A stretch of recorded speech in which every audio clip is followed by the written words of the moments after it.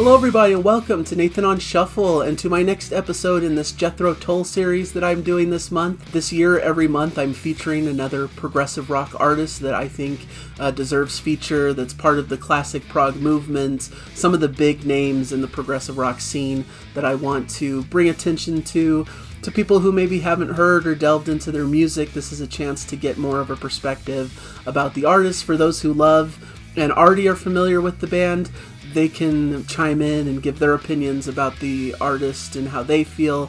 So this one's a little bit more of a deep dive into the band's discography in total, doing somewhat of a ranking video of all of their albums. I did this previously a couple years ago, so you can go check out that video. I'll link it below and I'll put a link to it above me somewhere. But you can check out that for more of a deep dive. It's a longer video. I believe it's probably a little bit over an hour long. I dive pretty deep into all the records. There's a lot of them to go through. There's 22 different studio records from them. I'm not counting the Christmas album, but everything else. So there's 22 records. I don't cover RökFlöte in that one because that came out after my rankings. So part of the appeal of redoing my rankings here is to insert RökFlöte into my rankings and also to give you guys a little bit of a bite-sized version of the rankings. If the 1 hour plus video was a bit too long, this will hopefully be a bit shorter as I go through the albums a lot quicker. But if you want my deeper thoughts about it, please check out that other ranking. I took a lot of time to put that together, and so it would be nice to bring people's attention back towards it. Let's get into the ranking. As usual, this is just my preferences. I don't think this is an objective list. I know everybody has different lists. Some people would rank a lot of my low ones a lot higher. Someone would rank my high ones a lot lower, and I get a lot of feedback and commentary in that vein, but hopefully it's just a fun exercise, and I'd love to see your guys' lists in the comments below. So let's get into it. Number 22 at the bottom of the pile is Under Wraps from 1984. Just doesn't grab me as a record, a bit too much of that 80s synthetic sound for my taste. There's some interesting things here, bringing Jethro Tull into kind of a bit of an 80s aesthetic, which brought a little bit of a different sound to them, but it loses a lot of what, to me, made them classic and such a great band throughout the 70s, so have to rank that at the bottom. Next, at number 21, is Rock Island from 1989. Passable hard rock music with that flute sound that's so defining of Jethro Tull, but nothing really too special for me. Some of the tracks towards the end are a bit more interesting, like the Wailers' Dues and Strange Avenues, but it just doesn't make up for not really having a very memorable stuff before it. It just doesn't sound like the classic Jethro Tull that I know and love. And the production loses a little bit of that live and organic flavor from the 70s. So just not really one that grabs me particularly. Number 20, Roots to Branches from 1995. A lot of people have kind of mentioned that this is one of their favorites, so I'm probably ranking it lower than certain people. And it retains a lot of those cool folky elements that I really love about the band. Feels a bit like a throwback to their classic days after they went through that kind of 80s period. So there is some cool stuff in here, some fun proggy flourishes, some cool keyboard moments, some great flute. But once again, I judge an album on what stands out to me after I listen to it. And this one, even though it was pleasant to listen to, I didn't really have these big standout moments. There were a lot of ballads, not enough energy, bit of that world music flavor. It just isn't really my thing. Felt kind of new agey and just wasn't really in my preference for Jethro Tull material. At number 19, I have Crest of a Knave from 1987. This one, once again, back to that old hat of I just don't really care for them in the 80s that much. A little bit old-fashioned sounding to me. The introduction of those 80s synths kind of threw me off, especially in a track like Steel Monkey. There's some fun things. There's some hidden depths here. There's some risks that they're taking, but it's just not one I'm going to return to very often. It's done a little bit better here than it was done on Under Wraps, I feel like. I really like the track Budapest. I think that's one of their better 80s tracks, but overall, it's just not the sound of the band that I prefer, and so I think it sits low for that particular reason, unfortunately. Number 18, Catfish Rising, which actually caught me by surprise. This is from 1991. A bit of a charming record to me that kind of leans on this folky blues rock flavor, almost a southern blues, bluegrass kind of style. So I have a personal bias to kind of liking this sound, so this one rose a little bit beyond some of those other 80s, early 90s records that I've been talking about. A little bit of a return to roots with an organic kind of real sound to it.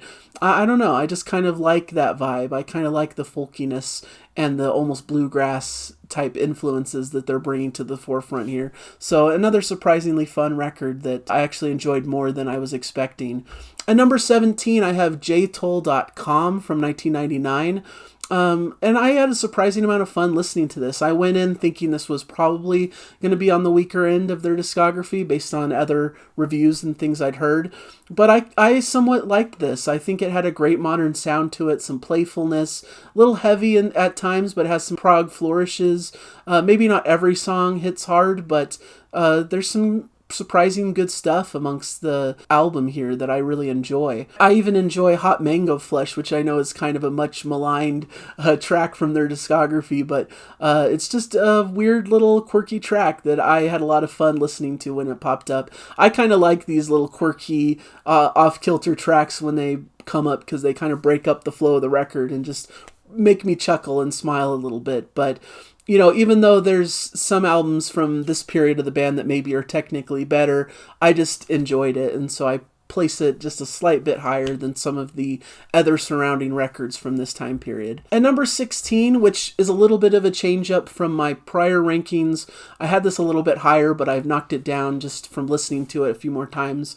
This is the Zealot Gene at number 16 from 2022. I like this. It's an interesting record that brings back some classic Tull sounds, but it just hasn't stuck with me and grabbed me, and a lot of the more electric tracks just don't really grab hold in my brain for some reason. I just don't remember them very much. They're not things I feel compelled to go back and listen to. I kind of like more of the acoustic side of the album because this album's kind of split between these more electric band pieces and these more solo acoustic, folky type stuff, which I really like. I love the acoustic guitar and mandolin and those types of sounds from Jethro Tull. But when they get together as a full band, it just doesn't really connect completely for me. I don't really care for Ian Anderson's modern vocals, which are a little bit tough to listen to because it's more of this speaking style vocal rather than singing that doesn't connect with me. So just all in all, it fell a few spots because it just didn't stick with me as much as I had hoped it would. And similarly, at number 15 is where I slot in RökFlöte from 2023, which I think is another solid record, maybe a little bit of a step above the Zealot Gene. It has a bit more bite. There's some heavier moments. There's a lot of great flute playing, which I think is their premier instrument of choice here. But it suffers some of the same fates, you know. It doesn't feel supremely memorable overall. It's not an album I return to heavily. Has that same vocal styling from Ian Anderson that's tough for me to listen to. You know, unfortunately, he's just not able to sing like he did back in the classic era. But there's a lot of fun little tracks and some cool hard rocky moments that make this a little bit better than just your typical 80s, 90s Jethro Tull flavor, and I like the heavier elements. I believe this was meant to be more of an instrumental album at first in its design, but then vocals were added to the record. I almost wonder if it would have been preferable to be more instrumental in nature, since I struggle so much with the vocals, but there's some interesting things here, some interesting themes and elements, and some great writing, as usual, from Ian Anderson, really leaning into some Norse mythology. But yeah, it just hasn't stuck with me throughout the years as much as I was hoping, and so it sits like pretty much in the middle to back of the pack here. But now we get into some really solid records. Number 14 for me is This Was from 1968. A nice slice of history, very blues-centered with some folky flourishes. For me, probably a tendency you'll notice in my rankings is some of the early albums from certain bands are not usually my favorite. I prefer when the band kind of dials into their main sound. And sometimes the early records feel a bit raw and unfocused, and the production suffers, and it's just not usually my favorite sound from the band. So that's why this one is a little bit low to the mix, but I'm always interested to see the band's roots and where they came from and some of these early sounds. And it features that prominent flute that would be a key feature moving forward. I like the track Move On Alone, which almost has an early Chicago type vibe. Beggar's Farm is a really strong early piece that I know is pretty popular. The energy is high, and it makes for a compelling and fun listen, but I wish it leaned more into the proggier flavor that I tend to like more. But I really respect it and appreciate it for what it is. At number 13, I've got The Broadsword and the Beast from 1982, which surprised me because, like I've talked about, the 80s records are the ones I struggle with the most, but I feel like this is where they do that sound the best. Best job of bringing in that 80s sound with synthesizers and marrying it to the folky Jethro Tull sound of the 70s. I really like especially the tracks Clasp and Pussy Willow. I think there's some really fantastic pieces on here, and it's one that I plan to revisit more often, and I really enjoy listening to. I think it's one of the last of their like kind of classic period records where they're really still dialed into their great sound before they taper off a little bit into some records that I struggle with a bit more, but this one has some really cool, interesting stuff and well worth checking out. Number 12 is A from 1980, a surprisingly great record, and introduces synths into Jethro Tull's music, and it ends up being a pretty strong combination for me. I believe the history for this is that it began as an Ian Anderson solo record, but they decided it would be better to market it as a Jethro Tull album, so it straddles the line between a bit of Ian Anderson solo and Jethro Tull, but because of that, I think it's a bit more experimental. You add Eddie Jobson into the mix to make for an interesting new flavor. I love Flying Dale Flyer, a strong rock song. Black Sunday is an excellent track, very proggy with some strong keyboards, and the violin playing throughout the record from Eddie Jobson is just really great. Adds an extra dimension to the sound and adds that proggy flavor to the album. Great experimental record, very interesting, and a surprise gem from the discography that I didn't know existed until doing this exercise of going through the albums. So that's a really strong one. At number 11, I have Benefit from 1970, and similar to what I was saying about This Was, once again, it's an interesting look into the early Jethro Tull, but it's not quite to their golden age, for me at least, but I know a lot of people love this record and think this is like one of their early classics. I like how this kind of plants the flag towards what sound you would expect from them moving forward, and every track is good, even if it's not totally essential, but there's definitely some strong, really classic tracks in here that I think are important for the band. Has a bit of a heavier sound compared to their preceding two albums, showing that they're moving more into this heavier, rockier direction, at least for the time period. To Cry You a Song is a total classic. I love the beautiful acoustic ending of Saucity, You're a Woman. Just a lot of great stuff and a very consistent record, and showcased what would come to full fruition in Aqualung later. So really cool early record from them that I think is certainly solid. Number 10, moving into my top 10, I have Stormwatch from 1979. Another solid record. I love this period of the band, this kind of folk trilogy of albums. We'll get to the other two coming shortly. This is probably the lesser of the three for me. Doesn't have as many standout moments, but there's so much cool stuff on here that leans into the folk side, some harder rocking moments, that acoustic folk feel. You really get the full gamut of their sounds here, which really closed out the 70s expertly well. The opener, North Sea Oil, is really fun. The energy stays high with Orion. I thought Dun Ringle was a pleasant callback to like the Thick as a Brick era of Jethro Tull. And the two longer tracks, Dark Ages and Flying Dutchman, were interesting and kept my interest throughout their run times. A little bit underwhelmed compared to some of their other 70s records, but overall the album sounds really great, and you get a great blend of that harder rocking edge, but still having that acoustic folk element. Number 9 is Stand Up from 1969, and this is an album I totally respect, even though I keep saying the same thing over and over, that I don't really appreciate as much the older sound of the band. I feel like they came into full fruition with Aqualung. So these are more of interesting curiosities of the early band as they were developing. But I can't deny that this is a classic record, and it's more about my preferences that I rate this a little bit lower than things like Aqualung and some of their other 70s records. They don't quite have those proggy tendencies that are my favorite elements of the band. But every track is strong, and it has that great blues rock backbone, folky acoustic flavor.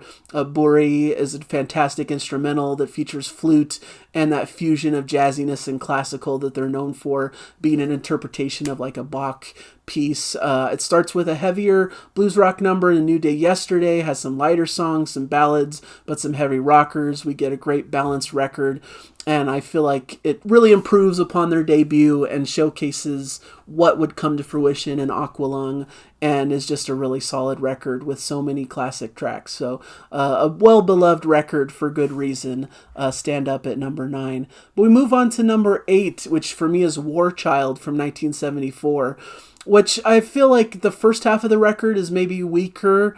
But once we get into the second half, like with Skating Away on the Thin Ice of a New Day, we get into some classic Jethro Tull stuff that I absolutely adore. That one evokes like the classic sound of Thick as a Brick to me. Bungle in the Jungle is such a fun hit single, more of a standard rock, classic rock type sound, but done expertly well. I love the short interlude of Only Solitaire, beautiful acoustic guitar number.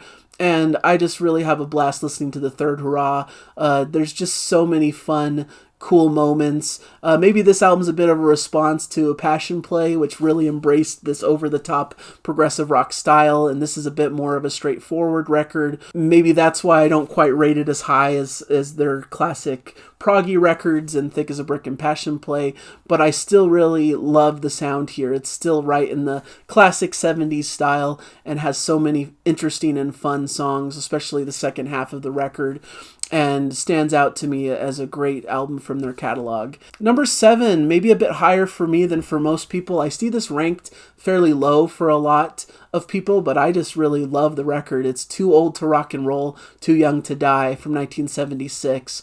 I feel like it has all the hallmarks of their classic sound. Folky, a bit rocking, but with some blues and prog flourishes. It's really strong. I love the opening. It just starts out of the gate really fun. Maybe it doesn't have the out-and-out prog of some of their prior records, going back to, once again, Thick as a Brick, Passion Play, even Aqualung. But it's really good, pleasant-sounding, folk-inspired rock music, which is what I come to Jethro Tull for. I think it's really fun record that showcases all that they're about in this fun new style. So really solid record. I don't understand why it's ranked low by a lot of people, but just a really fun record that I come back to and enjoy quite often. Number 6 is Heavy Horses from 1978. An amazing record that I hadn't heard before this exercise, and I am kicking myself that I didn't listen to it before. And I'm talking about my prior ranking episode video that I listened through all of these Jethro Tull albums for that ranking, and many of them I hadn't heard before. I'd heard a lot of the classic ones that many people consider the big names of the prog scene. But Heavy Horses was one that had slipped my radar a little bit, and to me it blends their folky sound but gives a bit of a harder edge. I feel like Ian Anderson's voice even is pretty gravelly and harsh compared to some of those earlier vocals, but every track is really excellent through here. I love the title track, 9-minute prog masterwork that goes through many shifts and changes. It just has such a whimsical style and vibe. I love the writing. Every track talks about like a different animal, and is almost like these little allegories based on these animals, and it's really clever, really fun. It just works for me. There's a lot of cool proggy complex passages that spoke to the prog lover in me. I love Rover is a beautiful track, and the track Lullaby is a great extended rocker. Just so many cool bits and pieces here. It starts out of the gate really fun. And it's just a joy of a record to listen to, and one of the most pleasant surprises listening through their catalog. I just love that record. Number 5 is Minstrel in the Gallery from 1975. I just really think this is a great culmination of that vintage Jethro Tull sound that balances hard rock and acoustic folk with a little bits of prog sprinkled through. The opening title track is a great personification of this sound, starting off a bit acoustic, but then moves into this more proggy instrumental section before culminating into being this really fun, heavy rocker. The Baker Street Muse epic at the end is fantastic, and I will forever remember that on my original ranking video I called it Baker Saint Muse and got totally reamed for it in the comments, but now I forever will know that it's Baker Street Muse, and it's just a fantastic suite that goes through so many different things, has a lot of clever wordplay, and so many different fun things that brings that prog flavor to it. Just really fun. You get some strong rockers like Black Satin Dancer with a blistering guitar solo, then you get lighter acoustic moments like Requiem and One White Duck, and it leads to just one of their most well-balanced records that showcases every element of their sound, especially back in the 70s era, right smack dab in the middle of the 70s. I think it's perfectly placed in their discography and is one that I absolutely adore. Number 4, I've got Aqualung from 1971, and it's hard to deny the masterpiece status of this record. It's a legendary record. I think even beyond the nerdy prog fans, I think this is just established as a bit of a classic in just rock in general. And to me, this solidified them as a prog band, and they developed that even further with Thick as a Brick. But the album works even if you're not a prog fan. It's cool for classic rock fans, and every track rocks and is fun. There's some cool, nice acoustic interludes as well. There's so many classic rock staple tracks like Aqualung and Locomotive Breath and even Hymn 47. It's consistent. Some consider it a concept album, but I know Ian Anderson kind of rallied against that idea, which of course sparked the creation of Thick as a Brick, because he just didn't like that it was being referred to as a concept record, and so he kind of satired the genre as a whole and created one of the best concept records in Thick as a Brick. But this is just a super solid record that has so many wonderful tracks. I love Up to Me. I love My God. Just every track hits hard and is a classic and shows that this is just a band to be reckoned with. They really had a big leap in their sound, to me at least, and shows that inkling of prog flourishes that would come to full fruition on their next album. So a beautiful record, classic for a reason, and just has so many great moments that I completely fall in love with.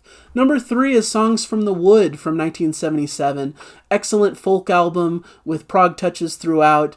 I love the opening track, which just really immerses you in this feel, but doesn't sacrifice some of the prog that they'd been building up in their prior records. I like the woodsy, folksy sound, making you feel like you should listen to this in like a giant wooded forest. I love the a cappella opening that opens up the record and then leads to more power as the band kicks in with those wonderful proggy moments. Velvet Green has a Renaissance kind of fair feel to it with a great blending of classical and folk music, something like Gentle Giant might have done back in that era.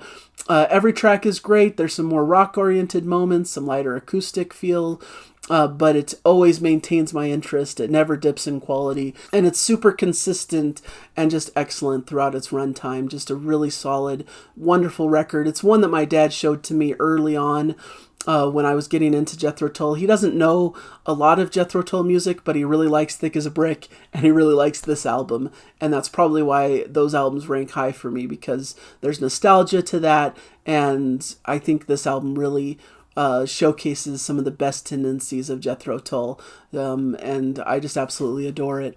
Number 2 is A Passion Play from 1973.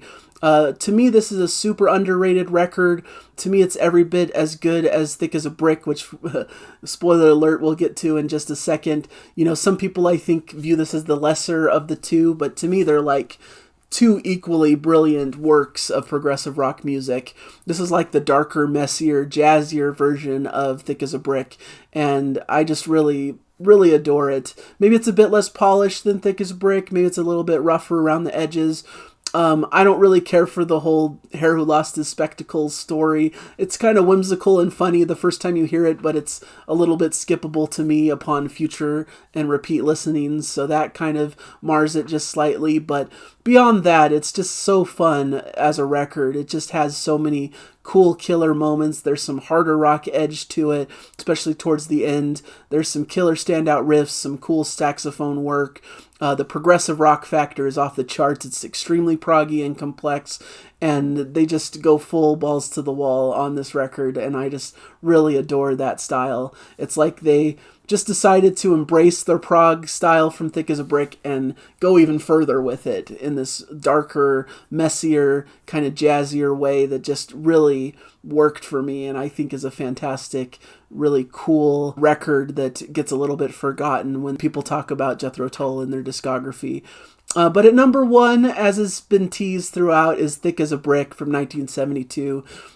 Impossible to deny the masterpiece status for this record. It's just perfection in progressive rock. Sounds so pristine. The production values are high. Has that classic folky vibe, but goes through so many different musical movements throughout the piece.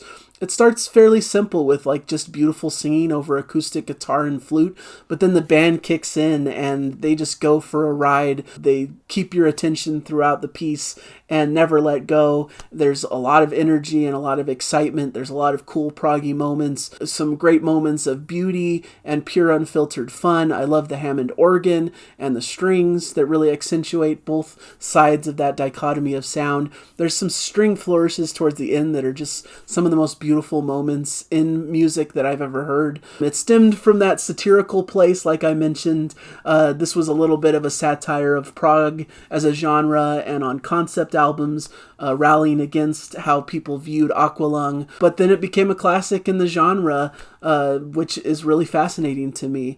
One of the peaks of the progressive rock movement as a whole, and I find that hilarious in a lot of ways. You know, Ian Anderson is the only person who could probably pull that off, of using his satirical humor but creating something that can be considered a musical masterpiece by anyone who is a prog fan. So definitely a must listen for every prog fan. One of the best records that I've ever heard, and I'm just so grateful to be able to listen to this and to be able to be a fan of Jethro Tull and have their full discography at my fingertips. They're just an incredible band that deserve all the praise and all the recognition for what they've accomplished. And they've had such a storied career, so many albums to go through and talk about. Hopefully you enjoyed this rundown of my rankings of their albums. And once again, please let me know in the comments your rankings. I know they'll be different from mine. I know that a lot of people disagree with how I rank things, but this is just my personal preference for my ears and what I hear in music. So